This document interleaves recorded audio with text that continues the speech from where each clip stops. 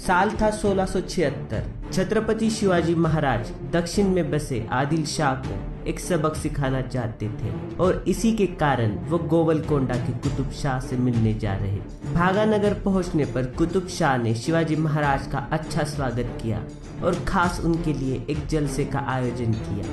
इस जलसे में मराठा सेना और कुतुब शाही की सेना दोनों ने अपनी युद्ध करतब दिखाए।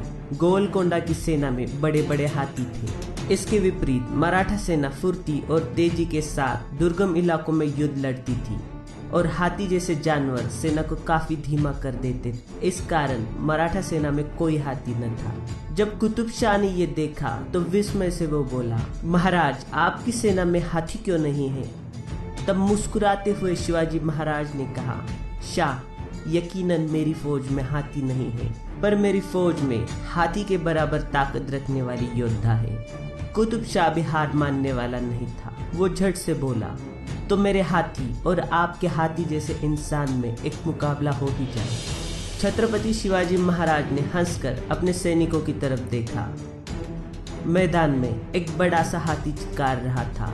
उस हाथी के सामने एक कसी हुई कदकाठी का एक योद्धा तलवार के साथ खड़ा था। नाम था येसाजी कंग। कुतुब शाही हाथी येसाजी की तरफ बढ़ा, भागा, पर येसाजी ने हाथी को चकमा दिया और उसके पैर पर शमशेर का एक घाव किया। हाथी अब तिलमिला उठा था। वो येसाजी को रौंद देना चाहता था। अब की बार हाथी चूकने वाला नहीं था। हाथी ने येसाजी को अपनी सूंड में पकड़ लिया। पूरे के पूरे मैदान की धड़कनें तेज हो चुकी थी। येसाजी की मौत अब कुछ ही पलों की मोहताज थी। हाथी ने येसाजी को हवा में फेंका। मराठा सैनिकों ने तो आंखें बंद कर ली थी। तभी हाथी का एक चित्कार सुनाई देता है। हवा में फेंके येसाजी ने हवा से भी तेजी से हाथी की सूंड पर सटीक वार किए थे और हाथी की सूंड को काट डाला था।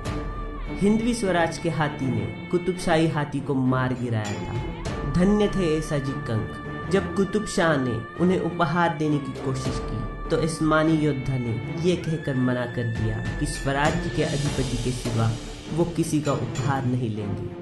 हिंदवी स्वराज के इस वीर को मिथक टीवी का प्रणाम। अगर आपको एपिसोड पसंद आया